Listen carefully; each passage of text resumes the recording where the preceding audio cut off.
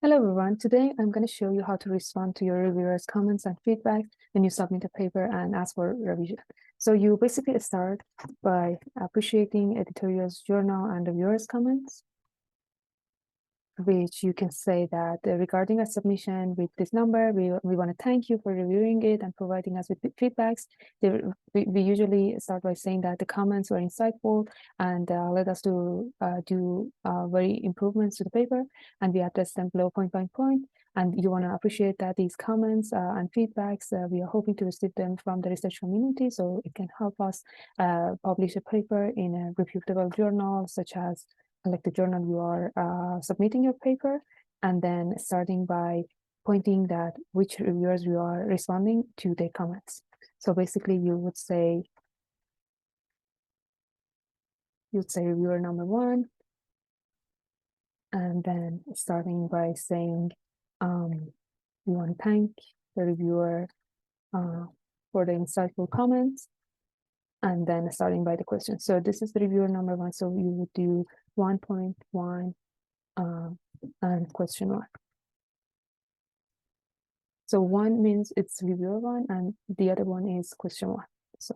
So after you write down the question, you want to start by a response to say that if you agree with no number, if you agree with the reviewer's comments or not, and if you agree, what revisions you want to do, and if you are disagreeing, why you are disagreeing, and what part of paper you describe that as a reasonable answer.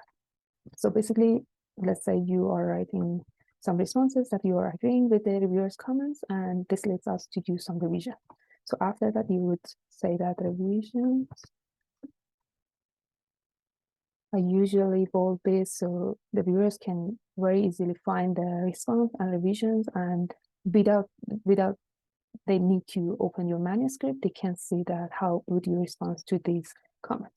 So for revisions, you want to start with the actual paragraph or sentence that you put in your manuscript, and you want to source the reviewers to the line numbers that you had revision.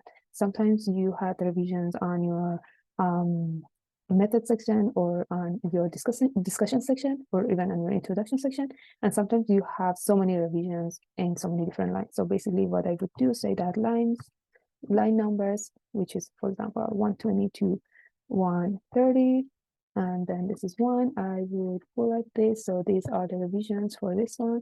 Lines, for example 560 to 566, and then I would just copy paste whatever revision I had there here.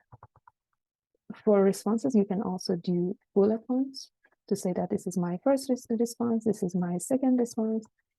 Sometimes reviewers asking too many questions in their questions, so you want to source every you want to point at every question one by one. So you would do, for example, question A is the answer is this, B, the answer is this, and so on.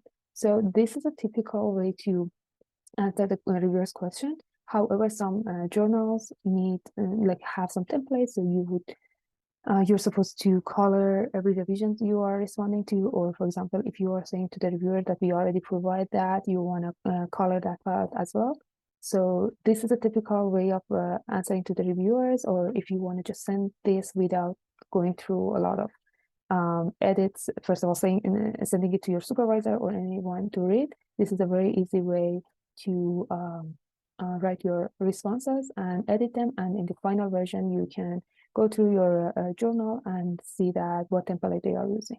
You can also use this for your thesis when they ask you to do some revisions, because usually examiners and reviewers doesn't want to open the manuscript. They just want to go to the question, see the question and see the response and see the revision and see if that makes sense. And after that, if they want, they can open up your manuscript and read the whole thing again. Okay, I hope you enjoy this video, and let me know if you have any questions.